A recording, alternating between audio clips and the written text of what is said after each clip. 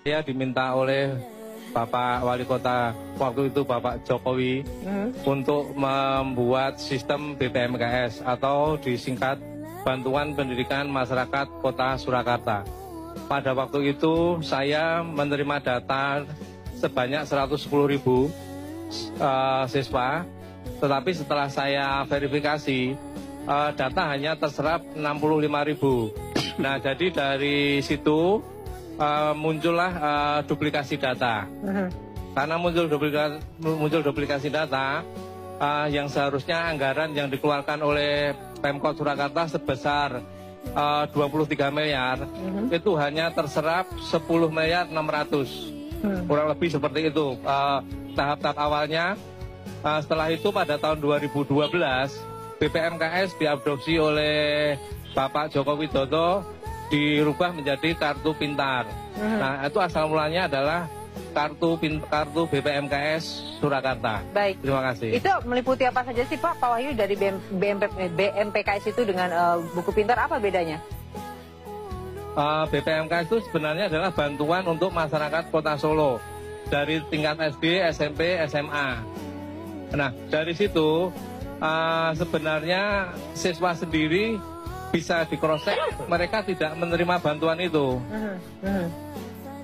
Tidak menerima bantuannya dikarenakan apa, Pak? Karena distribusi bantuannya yang tidak merata, atau memang bagaimana, Pak? Apa yang salah di situ, Pak lihat? Sistemnya yang berbelit-belit, sehingga sering terjadi penundaan-penundaan. Dan akhirnya yang paling sangat vital itu adalah tidak terserapnya alokasi dana itu ke siswa. Baik, nanti saya akan bertanya ke Pak Lusman. Yang menjadi kendalanya adalah dana itu tidak sesuai dengan anggaran yang dikeluarkan 23 miliar, hanya yang keluar itu 10 miliar 600. Di mana sisanya, Pak? Yang 13 miliarnya itu, Pak? Halo? Pak Wahyu, dari 23 yang keluar hanya 10, sisanya 13 itu? 10 miliar 600. Jadi ada perbedaan kurang lebih 12 miliar 400. Iya, apakah itu yang membuat akhirnya Pak Lusman mengadukan perihal BPMKS ini ke KPK? Tapi dijawabnya nanti Pak, karena kita waktu itu saya sampaikan juga ke Bapak. Laporkan ini jauh hari sebelumnya, yaitu tahun 2012, sewaktu beliau masih jadi wali kota Solo dan mau mencalonkan jadi gubernur di DKI Jakarta.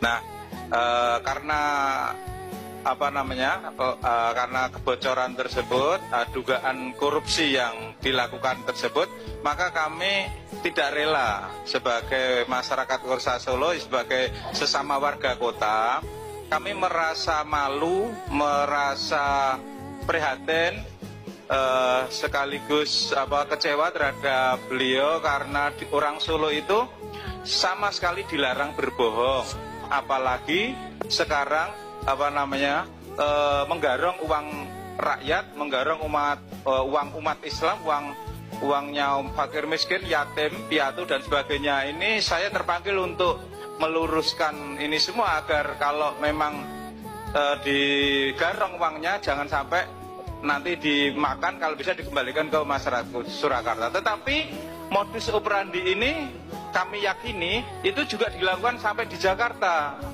dengan kartu-kartu yang sama ini. Dan sekarang mau dilakukan di tingkat nasional, dan terus kerugiannya mau berapa triliun, ratus triliun. Nah, kami sebagai sesama warga kota sangat prihatin, malu, dan kami memohon agar ini semua diluruskan agar masyarakat Kota Surakarta, Jakarta, dan Indonesia terselamatkan dari modus operandi penggarongan uang rakyat dan uang umat Islam ini. Terima kasih. Pak Ali, modusnya seperti apa, Pak Ali? Modusnya itu, tadi Anda katakan modus penggarongan uang ini.